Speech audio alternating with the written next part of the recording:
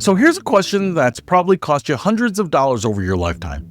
What actually happens to your Tylenol at midnight on its expiration date? Does it transform into poison? Does it suddenly stop working? Or, hear me out, does absolutely nothing happen at all? Because here's the thing, the US military once tested over 100 drugs that had been sitting in storage, some for more than 15 years past their expiration dates, and the result? Well, about 90% of them were still perfectly potent. Not kind of okay, not marginally effective, fully potent. So if your medicine cabinet is full of expired medications you've thrown away because the date said so, you might want to sit down for this, because the truth about pharmaceutical expiration dates is way more complicated and way more profitable for someone than you've been led to believe. The birth of the expiration date. Let's rewind to 1979. That's when the FDA first required expiration dates on medications. And you might think this was some noble public health initiative, right? Protecting Americans from dangerous, degraded drugs. Not exactly. The expiration date requirement came about because the FDA wanted manufacturers to guarantee that drugs would maintain their labeled potency until a certain date. Sounds pretty reasonable, right? But here's the catch. The FDA never said the drugs become unsafe or ineffective after that date. They just said manufacturers had to prove potency up to a certain point. So what did pharmaceutical companies do? Did they test their drugs for 10, 20, 30 years to find out how long they really lasted? Of course not. That would be expensive and time-consuming. Instead, most companies tested their drugs for somewhere between 1 and 5 years, slapped that date on the bottle, and called it a day. Think about the incentives here. If you're a pharmaceutical company, do you have any motivation to prove your drugs last for decades? No, because if your ibuprofen lasts 20 years, customers buy one bottle every 20 years. But if it expires in 3 years, they buy it 7 times more often. It's not a conspiracy, it's just capitalism doing its thing. The expiration date is less about when your drugs stop working and more about when the manufacturer stops guaranteeing they'll work. The military stockpile problem. Now let's talk about the people who actually bothered to find out the truth, the US Department of Defense. In the 1980s, the military had a massive problem. They were stockpiling billions of dollars worth of medications for emergencies, bioterrorism, pandemics, nuclear events, you name it.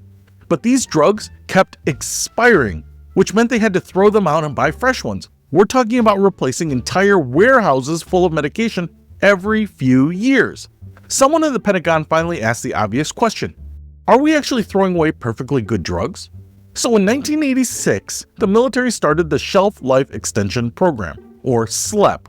And this is where things get fetch. The FDA and the Department of Defense began systematically testing expired medications from military stockpiles to see if they were still good. The results were stunning. A study published in the Journal of Pharmaceutical Sciences in 2012 looked at 122 different drug products containing 2,652 active ingredients from the SLEP program. These weren't drugs that had expired last month. Some had been sitting in storage for decades, up to 40 years past their expiration date. And the finding? About 88% of those tested lots were still completely viable well beyond their expiration dates. On average, the drugs maintained their potency for about 5.5 years past their expiration date, but many lasted much, much longer. Let me give you some specific examples. Ciprofloxacin, a powerful antibiotic, still fully potent 9 years after expiration. Atropine, used to treat nerve agent poisoning, good for over 11 years past its date. The anti-nausea drug promethazine retained full potency for more than 18 years after expiring. One lot of the drug morphine sulfate, one of the most important pain medications in the world, was found to be perfectly good 12 years after its expiration date.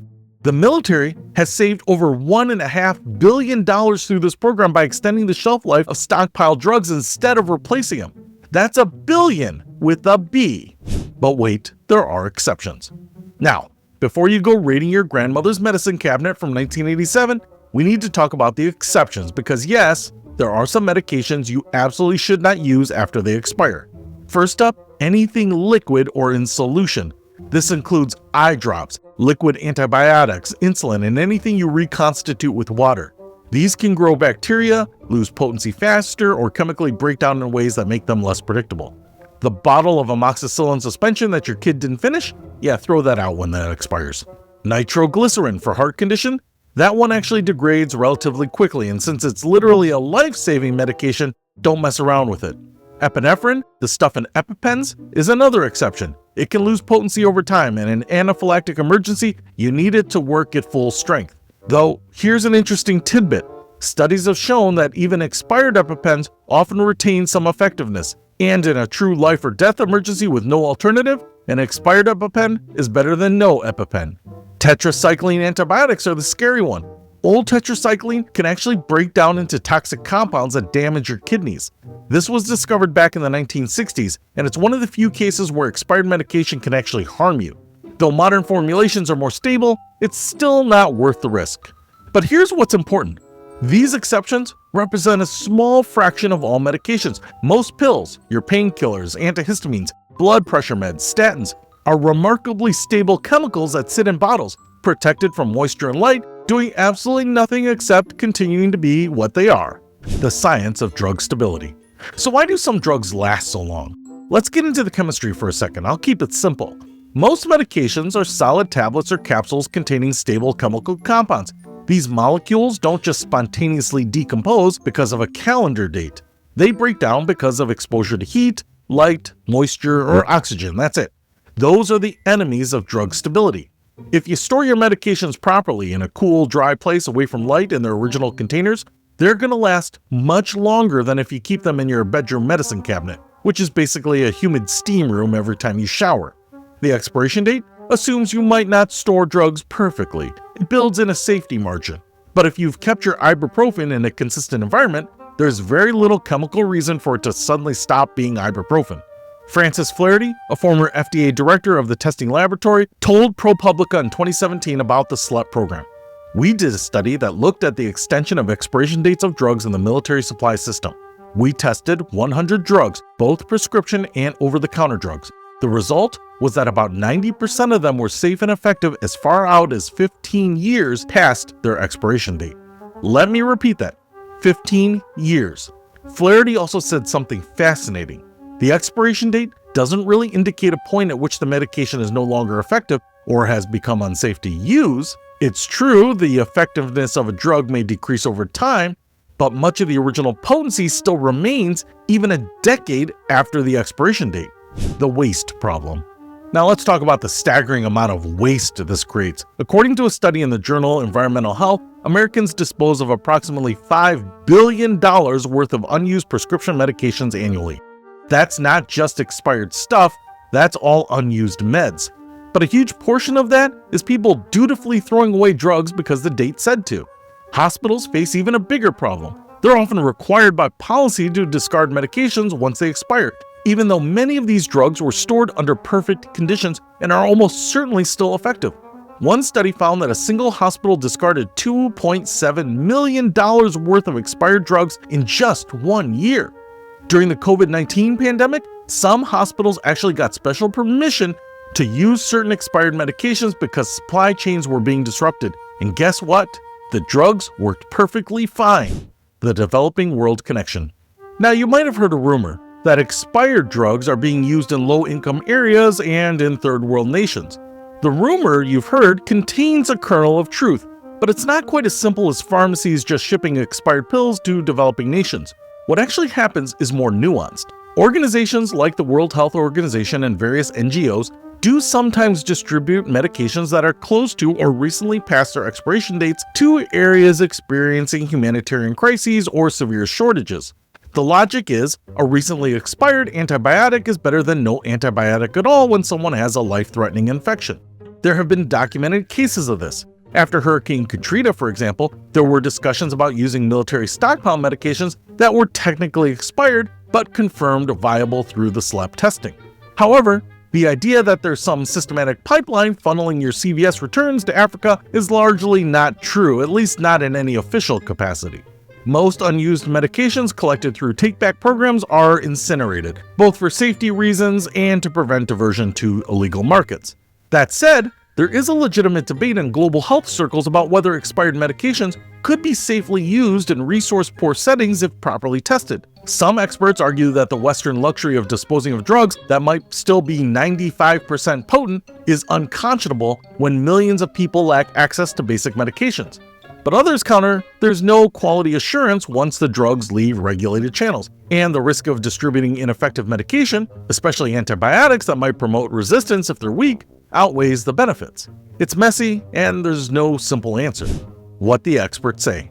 Dr. Lee Cantrell, a professor of pharmacy at the University of California, San Diego, conducted a fascinating study in 2012. His team analyzed 8 medications that had been stored unopened in their original containers for 28 to 40 years, decades past expiration. Out of 14 active ingredients tested, 12 were present in concentrations that were at least 90% of what was listed on the label. That's considered the minimum standard for potency. One drug, phenacetin, had degraded below that threshold, but the others perfectly fine after 40 years. Cantrell told Discover magazine, "The shelf life of many drugs may last longer than indicated on the manufacturer-applied expiration date." But then there's the other side. The FDA maintains its position that consumers shouldn't use expired drugs. Their official stance is expired medical products can be less effective or risky due to a change in chemical composition or decrease in strength. Notice the language. Can be, not are. The FDA isn't saying expired drugs definitely become dangerous or useless. They're saying there's a possibility, and they're not willing to guarantee safety past the expiration date, which is different from saying that drugs are definitely bad. The practical takeaway. So what are you supposed to do with all this information? Here's the honest answer. It depends on the stakes. If you have a headache and your ibuprofen expired 6 months ago, you're probably fine taking it. The worst case scenario is it's slightly less effective and you need to take another one. If you have a serious bacterial infection and you need antibiotics, get a fresh prescription. Don't mess around with medications where full potency really matters. If you have life-saving medications like nitroglycerin, an EpiPen, or insulin, replace them on schedule. These are not drugs to experiment with. Most oral medications, painkillers, antihistamines, acid reducers, stored properly in cool, dry conditions, they're likely fine for years past their expiration date with gradually declining potency. But here's the thing, nobody is officially going to tell you to use expired medications because the liability is enormous. If the FDA said, expired drugs are probably fine, and someone had a bad outcome, the lawsuits would be spectacular. So, you get this weird situation where the science says one thing, but the official guidance is another, and everyone pretends not to notice the gap. The economic elephant in the room. Let's talk about money one more time because that's really what this is about. The pharmaceutical industry has zero incentive to prove their drugs last longer than the expiration date. In fact, they have every incentive to keep those dates as short as possible while still seeming reasonable. Some consumer advocates have suggested that expiration dates should be extended by regulation or that the FDA should require manufacturers to test stability for longer periods. But this would essentially reduce pharmaceutical sales, and good luck getting that through Congress. The American Medical Association has called for more research into extending expiration dates, particularly to reduce medication waste and costs. But so far, nothing's changed. Meanwhile, consumers keep throwing away billions of dollars worth of perfectly good medication because we've been conditioned to treat the expiration date as some kind of magical poison threshold. It's the same psychological principle that makes people throw away milk the day it hits the sell-by date, even though it's still perfectly fine to drink. The final verdict. So, can the myth be busted? Is the expiration date on medications meaningless? Not quite. It's not meaningless, it's just not what you think it means. The expiration date means the manufacturer guarantees full potency and safety until this date, assuming you stored it reasonably well. It does not mean this drug transforms into poison or stops working on this date. For most common medications stored properly, you're looking at years of continued effectiveness past the expiration date. Not days, not weeks, years, and in some cases, decades, multiple decades. But there are real exceptions: liquids, life-saving medications, certain antibiotics, where you shouldn't take any chances. The truth is somewhere between expiration dates are completely meaningless and you must treat them as absolute deadlines. They're guidelines with significant built-in safety margins, backed more by legal liability concerns than by hard science. So the next time you're about to throw away that bottle of Advil because it expired 3 months ago, remember, the drug companies aren't going to tell you this, and the FDA won't officially endorse it, but science suggests you're probably throwing away perfectly good medicine. And maybe that's worth thinking about before you reflexively toss it in the trash and drive to the pharmacy store for a fresh bottle. But to cover my own butt here, Don't ever take a medication that's beyond the expiration date. There, I said it. I'm on the record. Anything you do beyond the expiration date, that's on you, not me. Because at the end of the day, the only thing that really expires on that date is the guarantee, not necessarily the drug itself.